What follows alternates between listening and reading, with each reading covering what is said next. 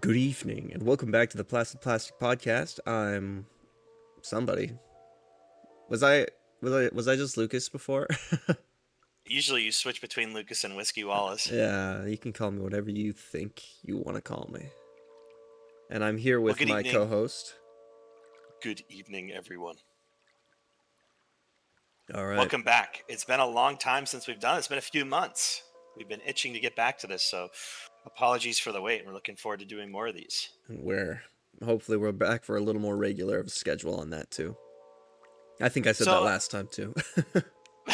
it's okay. I had a YouTube channel back in 2011 that I cleared out everything a long time ago, and I remember one of the videos was like I took like a 2 month break, and then I posted a video with me playing video game footage in the background where I was like, "I'm back, and I'm gonna make more content." That was the last video I made.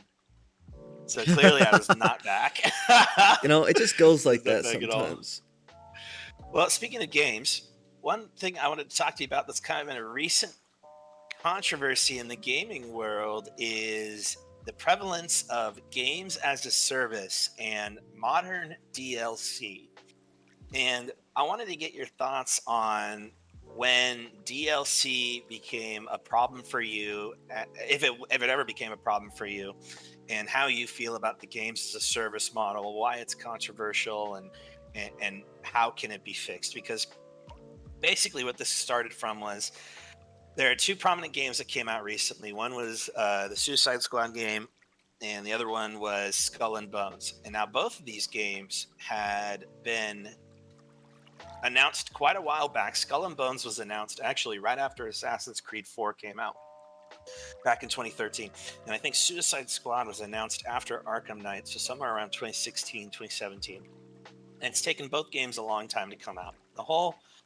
Regardless of the development time and all the hiccups they went through, the main crux of both of those games is that they're games as a service. And for those of you watching that may not be 100% familiar with that, to boil it down to its most simplest point, games as a service is basically you pay for a game and they keep you coming back through regularly scheduled content or DLC, whether that's season passes, new costumes, new missions, new characters, new guns. Destiny 2 is another example of them trying to start this games service trend where you don't just buy the game, you play it, and you're done. It's a one time deal, or maybe you come back down the line. The whole point is they keep you coming back.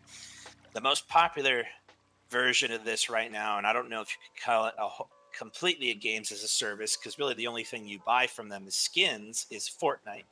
Now, Fortnite does have the model of introducing new chapters and new seasons every couple of months to keep people coming back. But you're not paying for the chapters and seasons. The only thing you pay for is optional cosmetics. There's nothing that you can buy in Fortnite that will give you an edge over other people. It's just costumes of your favorite characters, and that's kind of what's made it so successful. Regardless, there's this trend that people have been talking about lately is games as a service failing? Can games as a service be viable? Is games as a service the way that video games are going to continue to go? And is that a bad or a good thing? Now, to kick that off, how do you feel about games as a service and how publishers these days aren't just satisfied with making a game? They want to continue to squeeze out as much money out of a consumer as possible. How do you feel about that? Well, yeah, I think a lot of people, including myself, are a bit jaded by that idea of just the game is constantly putting stuff out, and that like Fallout 76 is actually a really good example of this. Fallout 76, I know a lot of people know it by its horrible launch. It launched, it was sad, it was empty, it was dead. There was just it didn't feel very good to play. Now, if you play the game now, it's going to feel a lot more alive. You'll come across more players more often than you would have in the past. Players aren't going to be kill on sight like they were at launch. People were just killing people just to kill people because they like, oh, it's a Fallout game. I'm going to be a chaotic murderer. And like, okay, that's fun for everyone. And now Fallout 76 specifically does not have any of those pay to win things like you said some games do have, but we're focusing mostly on it being funded by buying optional things, right? Mhm. But what that's allowed, um, the development to do is essentially give you a bare bones game when it comes to things like customization and whatnot. Fallout 76 has a good basic set of things, but if you compare it to Fallout 4 in, like, let's say the building options, after you get all like the DLC and stuff that, or maybe you bought the game of the year, all that stuff that gets added into it and more or less becomes base game, um, there's like nothing in 76. You get a lot of basic structures and that's it. Now, it's a lot better now, I think, this year than it was like 3 years ago. I think there was a lot of stuff that you just didn't have, really basic things. Build parts that were in the fourth game that weren't in this game. And that's just really annoying. Like, you have all the assets, they're already there. Maybe a small upres on the textures, and you've got it ported over. The engine's barely different. Like, there's so many similarities. It's unbelievable that so many things don't exist in that. But that's just the Fallout 76 example. Like, I enjoy games that, if they're going to be a cheaper price game, but they have those pay for options, I can't say I enjoy that, but I understand it and I can respect it. Like, let's take a look at the most recent launch that's been absolutely massive, Helldivers 2 specifically. Helldivers 2 has launched, and it's a game, so far as I'm aware, everyone is loving it. It's an absolute blast. Since the servers have been more consistent, you have no problems with the game, besides maybe a few small groups of people who care only about playing meta. And honestly, I think that ruins games, but that's a separate conversation. The customization options, you can make the premium currency just by playing the game. You can go out, collect, what are they called? Super credits. And you can buy them if you want to. That helps support the future development of the game. That's great. I don't think they're going to need it right now with how big it's gotten, but it's there, and they're the most reasonably priced cosmetics I think you'll ever see. And they're not exclusively cosmetics. Like, they're not pay to win. They're no better than the stuff you unlock from playing the game without the super credits. They're just, if you pay for it, you can get it, I don't know, an hour earlier than if you played the game properly. It's really not that big of a difference. And I think that's fine.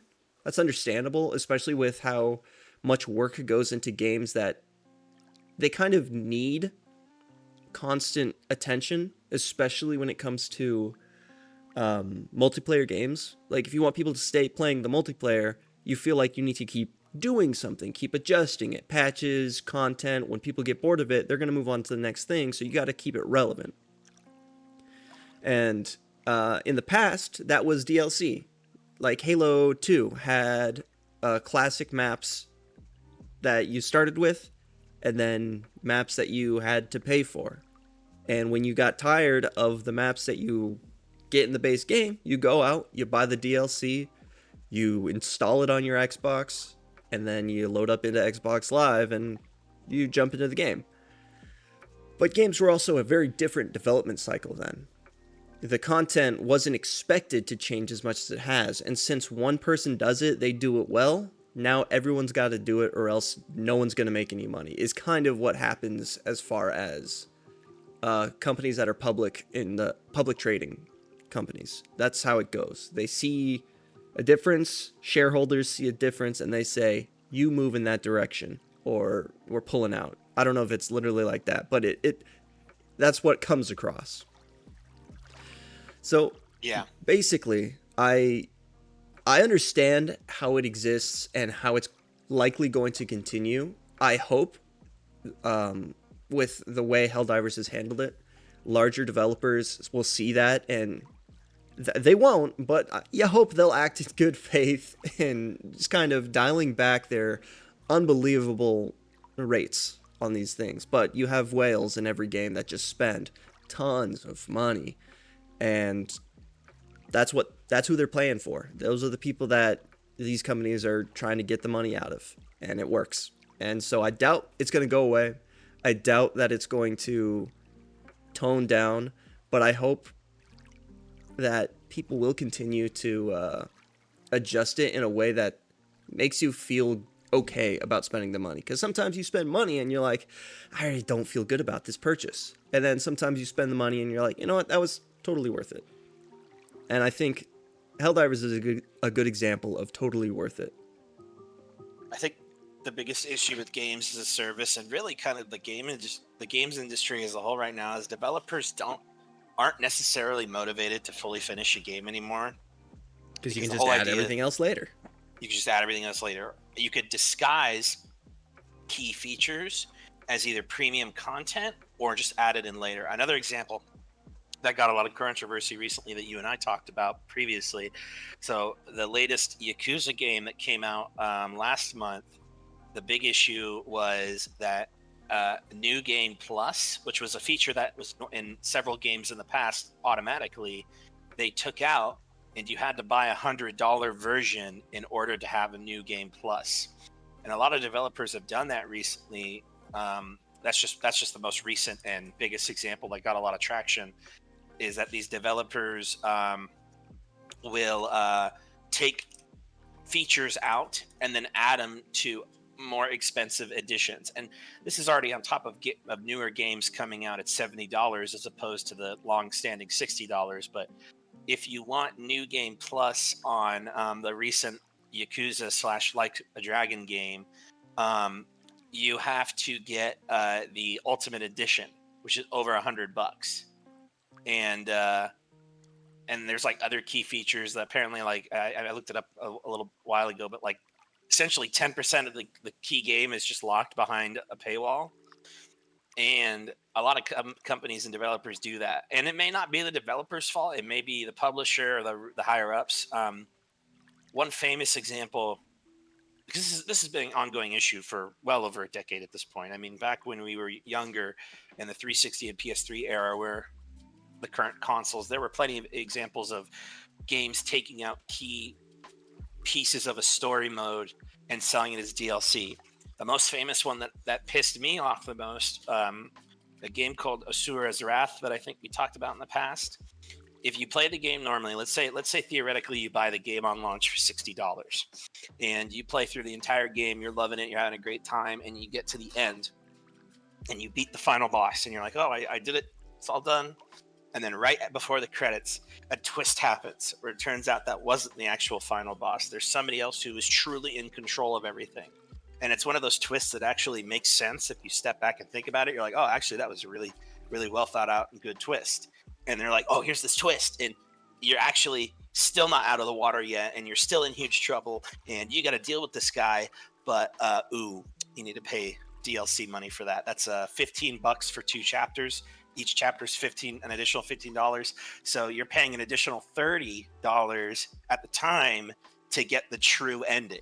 And a lot of people, myself included, were very pissed off about that, because it's like, why would you lock the true ending, the real canon ending, behind the DLC paywall? And there are other games that have done that. Assassin's Creed 2, this is another good example, took out 2 sequences. If you play Assassin's Creed 2, it goes sequence 1 to 11. And all of a sudden 12 and 13 are just gone, and then it goes straight to 14, and you're like, well, what happened to sequence 12 and 13? Well, you can buy those as DLC packs. Now the problem with that is, if you go from 2 and you play Brotherhood, there are several key characters in Brotherhood that were introduced in chapter 12 and 13 of Assassin's Creed 2. So let's say you didn't buy the DLC because you're like, I don't want to pay extra for that crap. You play Brotherhood and like several new characters, you're like, who the hell are these people, and why is Ezio buddy with them? I've never seen them before in my life. And it's, oh, I should have bought the DLC from the previous game, so these crucial characters make sense. And that's an example that people got upset with back in the past. So it's not like this is a new thing of developers either omitting stuff and selling it in a premium edition, or taking out key story moments and selling them as DLC. But I definitely feel like recently, over the last 5-6 years, especially with the newest generation of consoles, it's gotten pretty bad. And there have been times where developers are like, oh, we don't have enough time to finish this game. We have to ship it. Our deadline's coming up. We'll just release the game as is, and we'll either put out several patches or we'll just sell what we promised in DLC. And there are other games that have done that recently. And I just think with the rate that games are going, and especially with games as a service, there's no motivation for developers to actually finish a game. Halo Infinite was another issue where that game was clearly unfinished when it launched. And they were like, well, we'll release story packs later. We'll release Forge mode later. And it's like Forge mode was in the base game for Halo 3 in 2007. You're telling me almost a decade and a half later, you don't have Forge mode? And it's like, I'll get it later. And so Yeah. I just feel like developers are just a lot lazier now. And again, it might not be a developer's fault.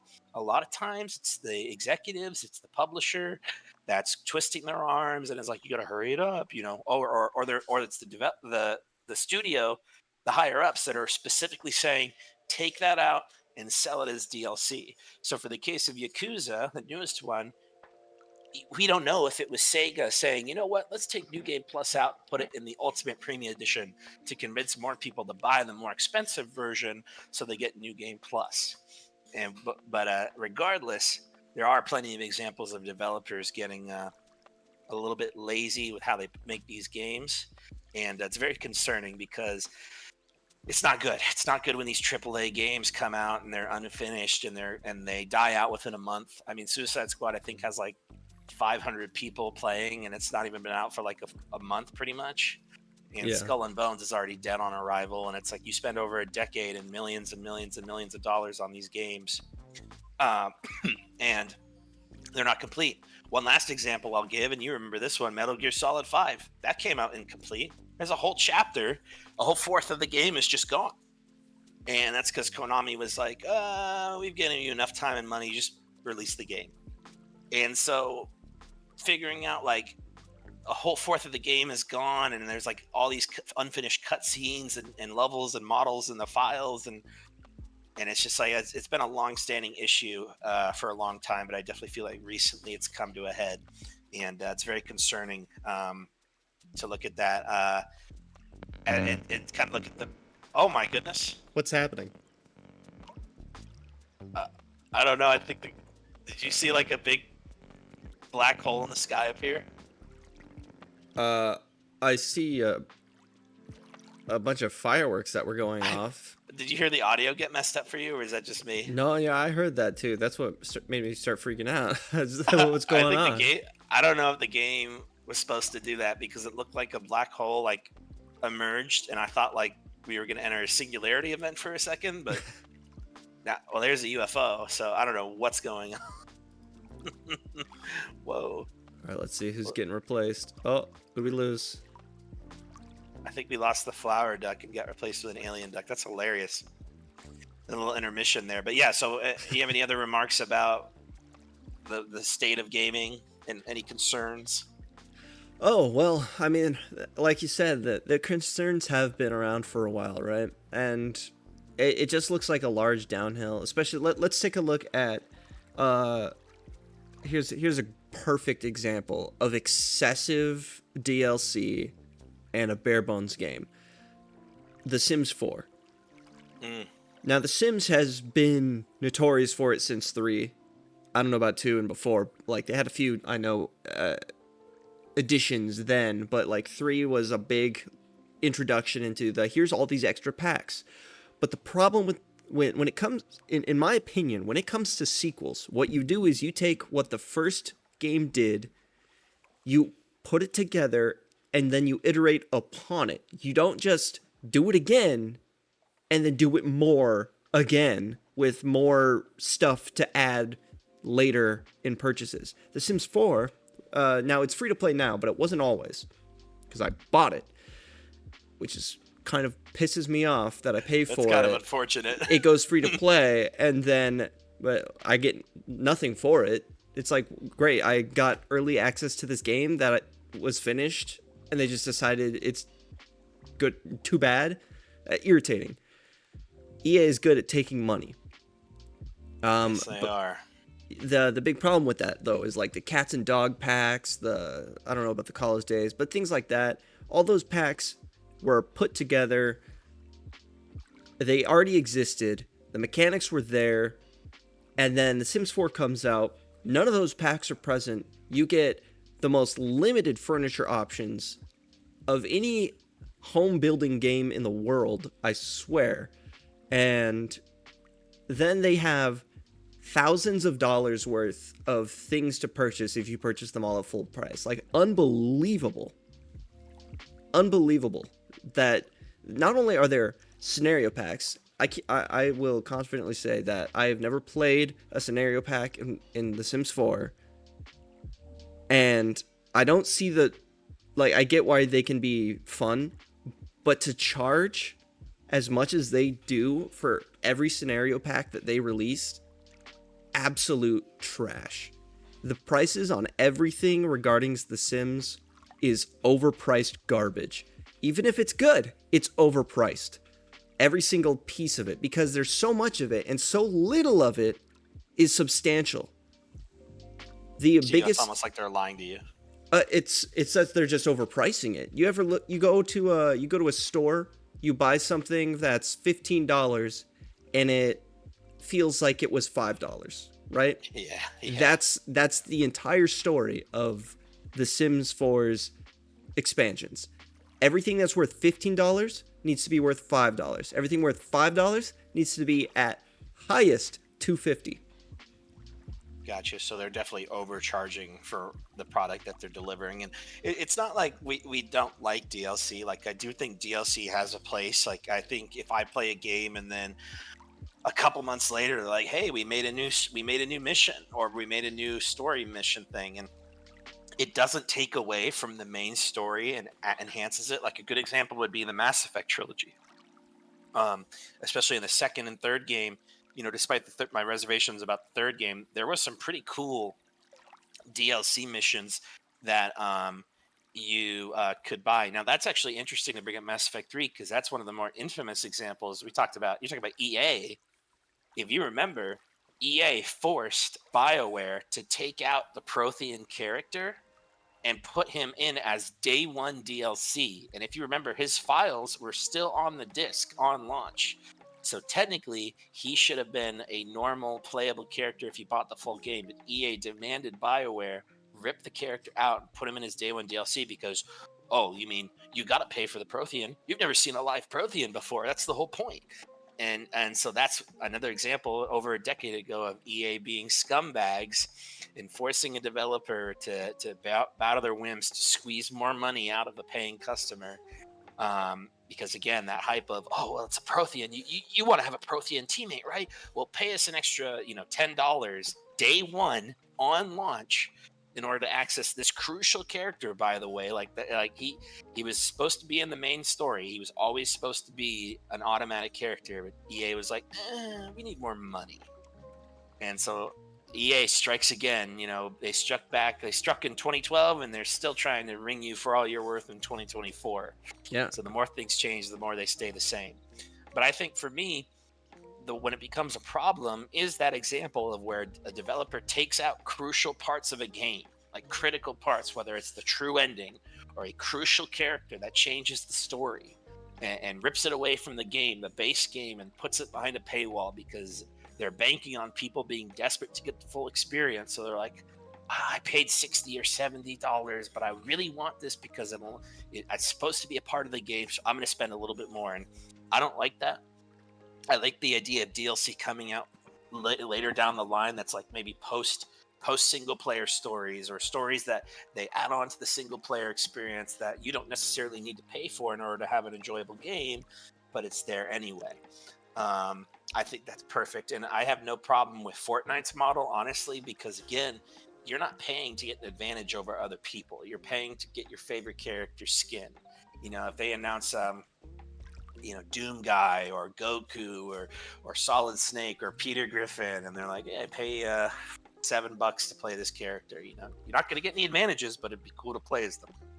Yeah. I think that's a perfectly good model. But there have just been examples over the last 2 decades. I mean, you could probably argue that it's the most infamous first example was the horse armor in Oblivion.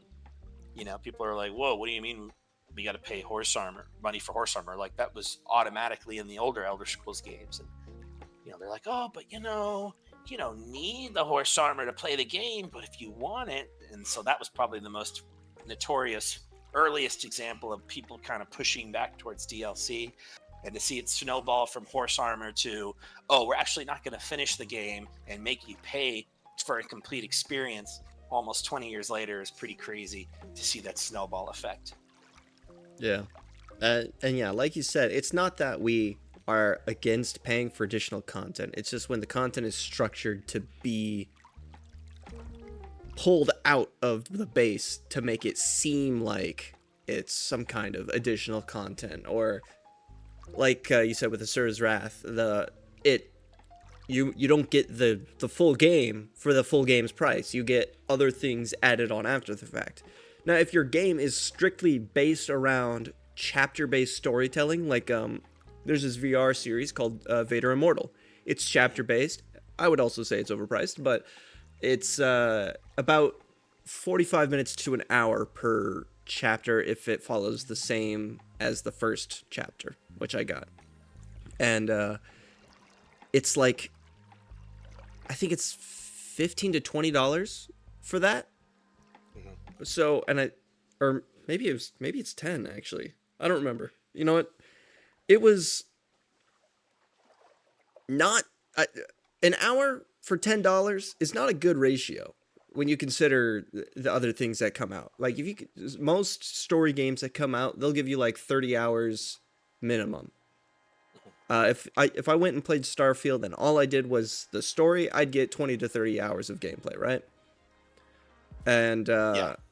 That's fine. That makes sense. I'll accept that. Once it started going up to 40 plus, that's a lot. That's a lot of time to spend. But to do it by 1 hour per $10 or even less of a ratio than that is not great. In a place that's $5 more or less than what my minimum wage is out here. Mm-hmm. That's crazy to me to think. It'd be so much for so little. How do you feel about games going from $60 to $70? Are you okay with the price increase? Are you kind of hesitant towards it? How much is too much for a base game? Because I'm in the opinion that I still think $70 is really pushing it for a base experience. Yes, I don't care for it. I don't even buy games at $60 for the most part. Like Starfield, I bought because I was really looking forward to it. I like the mainline Bethesda titles. Was a bit disappointed, but I am looking forward to when they release their DLC and their creation kit, which, my God, is still not out. How unbelievable! Why is it not out? I don't understand how it's not out yet. I don't know. I don't know how their creation kit is not out. It's like it is the core of a Bethesda game to be modded by other people to make it better, and it's not out. People are still modding it. They're doing things, but the complicated scripting and changing the worser parts of the game aren't really that good right now. It's mostly model replacements or texture replacements. Occasional, like, someone will change the type of follower you have. Like, oh, Bosco, or is his name Bosco? The robot. We changed it to Edie from Mass Effect. Like, okay, cool. You just put a different model in there and then maybe did some voice lines. That's fine. That's not a bad mod. I'm not complaining about that. But that's about as complex as it gets without the creation kit. And people are finding ways about it, but you're risking a much more likely data corruption by not having the proper tools to make these mods. Which is not what we're talking about. The pricings, like $70, I understand. It's been how long? How many years have we been spending $60 on games, right? But 20 years of $60 titles, and the value of the dollar is not the same as it was 20 years ago. So for it to not be inflated whatsoever up until this time, I get that. I don't like it, but I get it. Especially if you compare it to, I think, Japan's pricings for a lot of their, I don't want to say luxury good, but entertainment goods. They go way high. I'm pretty sure I was reading, there's this one anime called Isekai Oji-san, or Uncle from Another World, something like that. And I was looking because they had a big break in the middle of the season because of, I guess, COVID and the studio and all sorts of problems. And so I was looking to see if, before I knew all that, I was looking to see if there was any full releases of the stuff anywhere. And it was like $300 for a season. I was baffled. That's on 12 episodes of something that's not even fully out. In those 12 episodes is being priced so damn high, and I don't know if the digital, like, video games and whatnot are the exact same pattern in Japan. I haven't looked into that, but like video media, I would not value higher, to be completely honest. And I would say we've got it kind of good in that our price is as low as it is, but I'm not spending that much on a game in the first place. I'm not buying games unless they're on sale because I'm not willing to spend that much money on something that I likely won't play all the way through. I won't get the 100% experience because that's just not how I play games, and I don't play games very often more than once. Mm. Which is also the big problem with Starfield, is that it's largely based on playing the same game over again, and that is the complete opposite of what I like to do. I've put so many hours into Fallout 4 because I'm not actually playing the story. I'm going and I'm building settlements and I'm just doing that part because that's the part I like. The building in Starfield was painful. I hated it. Every aspect about it pissed me off. The resource grind was dreadful. The weight limits on your ship, on your person, for how much stuff you needed was just infuriating. So I didn't do it once, which makes me very sad because that's my favorite thing to do since it's been introduced. Fallout 4, Fallout 76, I spend so much time just building because I like that. I love building games. I've been playing so much, well, not so much Sons of the Forest, but I'd play more of it. I just like playing with other people, so I don't play that one on my own.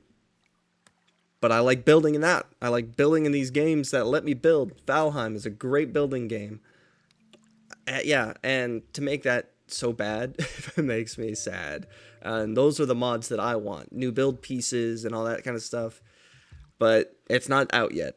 And the Shattered Space DLC is not out yet. I don't know what damn thing about it. I don't think they've released any information about it. I read a headline that said it may have just gotten added to the Steam store, but I didn't bother reading the article, so I can't actually tell you that. What would you, out of 10, rate the current Starfield product as it is right now? 6 out of 10. Dang. Yeah. How No. is it? Is it like one of the worst Bethesda games made in a while? I mean, I would say Fallout 76 was a worse launch. Fallout 76 is a different type of game, though. So it's hard to really connect them like that. Because Starfield is a big, open world, single player RPG, right? 76 is a multiplayer, it's trying to be an MMO without being as massive. With, the public world events and things like that, raids, all that stuff. They're smaller scale, but that's still the style they're going for. They're just using Fallout as the paintbrush for that canvas. And it was a much worse start than Starfield is. Starfield, I imagine, is going to grow and get better with every bit of DLC. Same thing with Fallout 4. Like, I played a lot of it, and then I bought each DLC, or I bought the season pass. I think I bought the DLC separately. I should have bought the season pass. But they added a lot more to the game. Bethesda does this one thing, though, that I don't like, and maybe they're not the only ones. I don't know how many other games have this kind of stuff applicable to, where you like The Witcher does this, I think. Your DLC opens up a new area, like a new world, essentially. A new place to load into.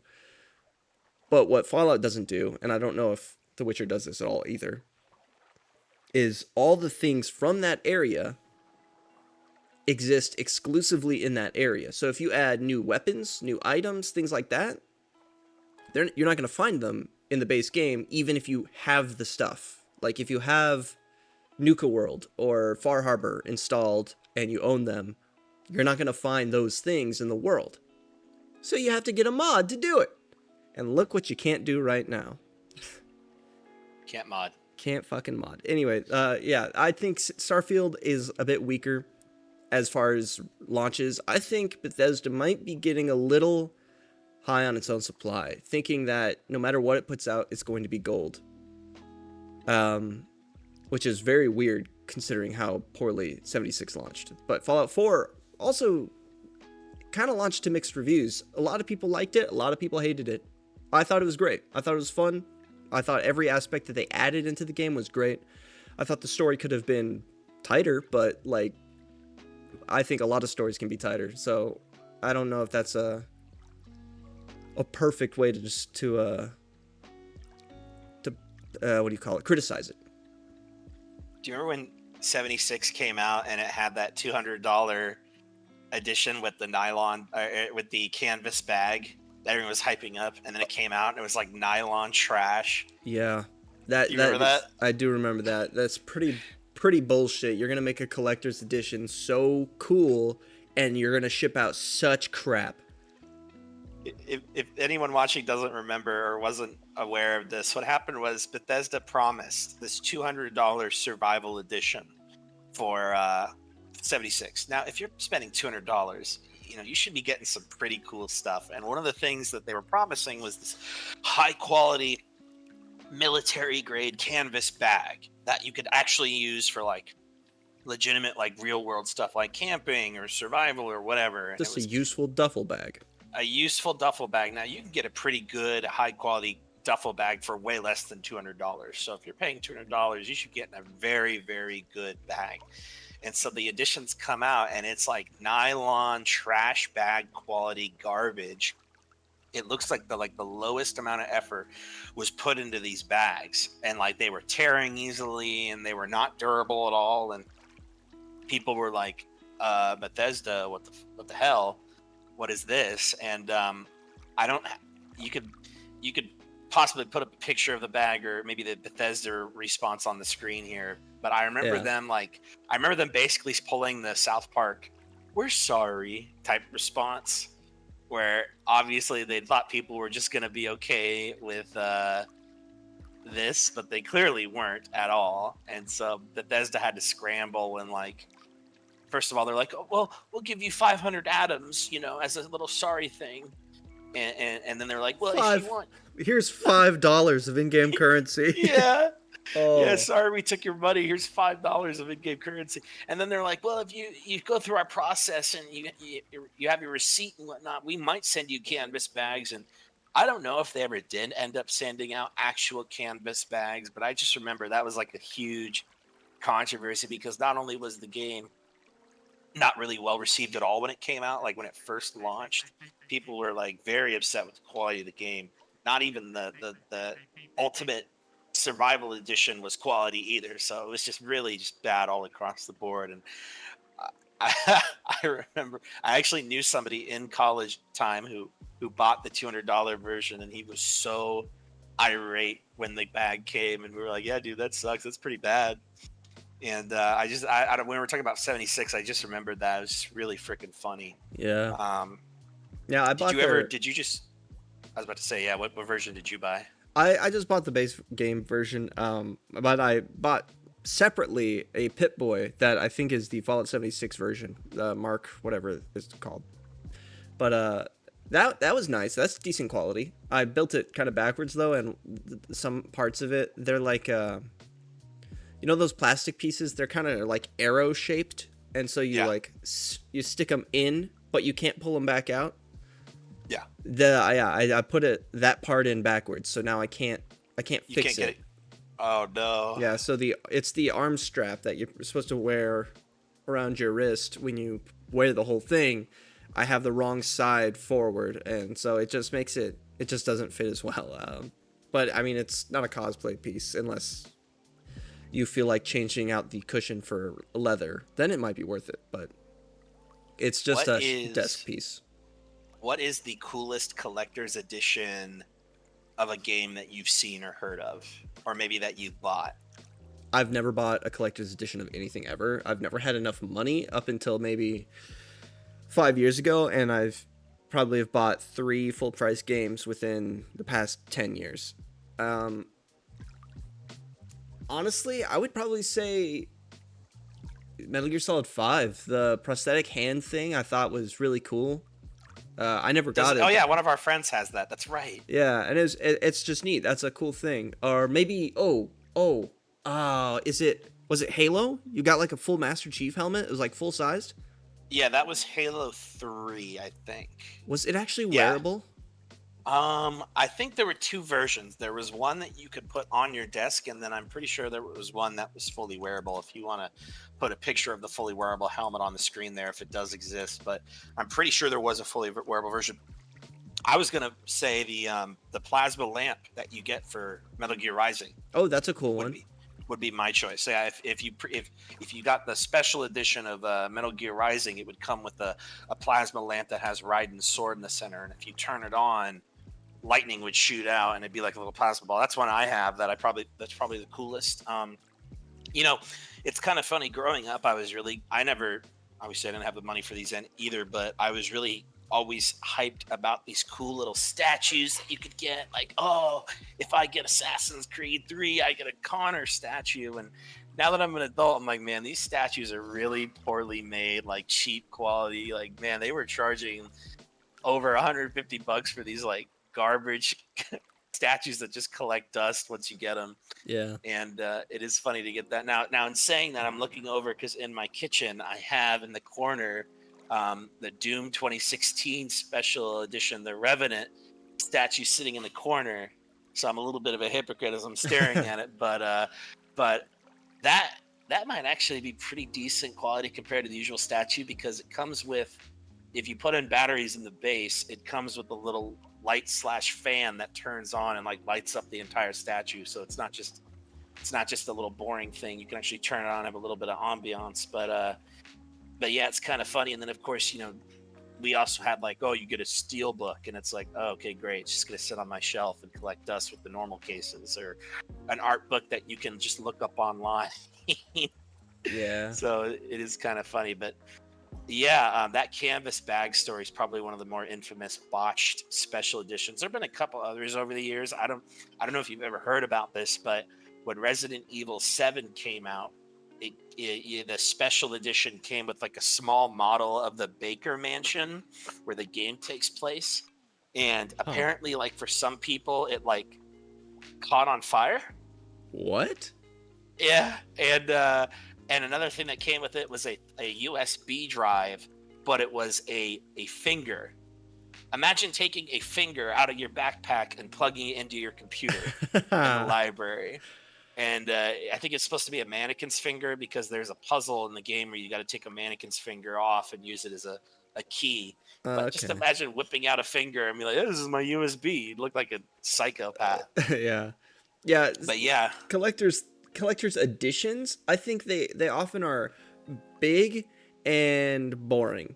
There are some cool things, but for the most part, I prefer just like smaller collector items that you buy from like the merch store. Like I have this Vault Tech bobblehead that it's nice. I've got a Yoshi amiibo, the Yarn Yoshi amiibo, easily the best one. I've got an Octane from Apex Legends. I guess what is he, an action figure? He's yeah, got the all the movable body parts. He's not huge. He's like a regular sized toy is really what he feels like, but it's that one's a little bit lower quality. It's made by a third party and not really handled by Respawn or EA really. But like yeah. I've got a few of those. I just got a gift. Well, I think I got it for Christmas. It is a Nuka Cola bottle cap. Like it's like a neon sign. It's LED because you're not getting neon for a reasonable price out here these days. That's a really sick one. I like that. I've got the anthology mini nuke for the Fallout games. They're doing it again. Actually, they're selling that same thing, but I think this one includes Fallout 76. I heard about that. Yeah, that's coming out soon. Yeah, but I have the People were first wondering one. why, because New Vegas got a Steam update recently, like a legitimate Steam update. People are like, why are they updating New Vegas? But I think it's because they're releasing a big anthology of the entire series. Interesting. I wonder if I mean, what they would be doing with that. Yeah, see, oh, that's honestly, if they were going to remaster any of the games or remake them or whatever, I feel like they should, unless they're just gonna pan out anthologies every like 5 years. It like I have an anthology, and now they're just making another one, adding a game that most people don't care about. You saying that Fallout 76 doesn't have a loyal fan base? It does actually, but it only has its loyal fan base. No one outside of the 76 group, most Fallout fans, sorry, I'm not going to say most Fallout fans. I don't know any Fallout fans, mostly besides myself and some friends that we don't talk to anymore. But like, as far as I'm aware, I haven't talked to anyone who's been like, oh, yeah, that's a good game. I like that. I only ever see people like on Reddit, in the subreddit, talking about it, which is not going to give you any outside attention. I'm not going to say it's a bad game or that it's not successful in one way or another, because their overpriced Atom Shop is exactly that. And so when people buy stuff from it, they're getting money. But I'll say that their Fallout First subscription kind of pays for itself if you consider that they give you the atoms of what you're of the subscription. So the subscription cost is like $13, and you get $13 worth of atoms on top of the other benefits, which honestly are negligible. So I just looked it up. So it's actually coming out in April because it's going to come out before the TV show. It does not include Fallout 76. It's $60, and you get Fallout 1, 2, 3, Tactics 4, and New Vegas. So it's exactly what I already have. So and it's it comes nothing with a new. little nuke. Yeah. Yeah. And the nuke has a little button that if you push on it, it goes. Yeah. And apparently it's coming out on April 12th. Yeah, this was published in February 29th. I'll send you a link in the Discord. So if you want to show a picture of it on the little podcast screen here, you could do that. But yeah, they're not including 76. So I'm sorry, you diehard 76 fans. Nothing for you. Ooh. Huh. Interesting. Yeah, see, here's the thing. And time to rage out all the Fallout fans. The OG Fallout fans, the id Software Fallout fans. Yeah, destroy them. The first couple Fallouts are unplayable in today's controls. Not worth bothering with. Their writing is probably great, I'm sure. But if you can't play the fucking game, it's not good. It sucks. I hate it. It makes me so mad. I really, really wanted to like and play the original Fallouts because I was like, I like this series so much. It's so fun. It's got such a cool, interesting world. All this other stuff. Not only, I mean, it's an old game using old graphics, and I don't mean that in like low poly, whatever. It's using that CGI that's like slightly post Doom. You know that I don't know how you even what you call. I just call it PS1 era CGI, where it just looks horrific. The PS1 pre-rendered CG, like you see in Diablo 2 as well, like that. Those ones have the same quality of horribly ugly renders, and that is very true for Fallout. If you look, like when you're talking to the NPCs, they're absolutely hideous, and I get that might be the point, but it's beyond just reasonable. It's just they're just ugly because it's the technology. I'm not blaming the developers. I'm not saying that they did a bad job and made a bad game, but by today's standards, the game is unplayable. I can't stand it. I want to stand it. I want to enjoy it, but I can't. You know, with all these companies making remakes, I feel like if they made an honest Fallout 1 and 2 remake, it would actually do pretty well. I think so. And I know a lot of people who enjoy Fallout New Vegas would love to see Oblivion take care of that again. I don't know Yeah, I how tried. many people in Obsidian are still the original id Software or whatever, or Interplay. I don't remember. I don't fucking know. There's so many old companies that went out of business. Um, if those same developers are still there, because it's hard to stay in one company when you're in the well, the not the tech world, but like specifically game development. They're always bouncing around. And if the people with the original ideas are there to do the writing, that's what I care about. The gameplay, leave it to Bethesda and let them look at their creation engine, because it's got all the things I want, especially since Fallout 4. Like Fallout 3 and Fallout New Vegas, they're okay, but the creation engine, I guess creation engine 2, whatever you call it, is leagues better in quality, in visual fidelity, and in just capability. And that's what I would want to see. I don't care if it even has a point in the game. Let me build. I don't care if it does anything. Let me do it for fun. Don't change the game because of it. Just throw it in there. I love that. I wonder, because now that Starfield's out, the next game that still hasn't been like officially revealed is Elder Scrolls 6. Yeah. I mean, all we've gotten was that one teaser. How many years ago now? 5, 6? Long enough to be pointless. So after that game comes out in 2038, I wonder when they'll make the next Fallout game. If they'll make Fallout 5. I think they've already confirmed. No, see, it's hard to say because I start reading articles based on their headline, right? That's what makes you click on them. And some of them saying the next Fallout has already blah blah blah, and then I read it, and half the time they're just saying, "Oh yeah, a new Fallout expansion just got released," and it's just a mod. Like, what the hell? That's not an expansion. That's just someone modding the fucking game.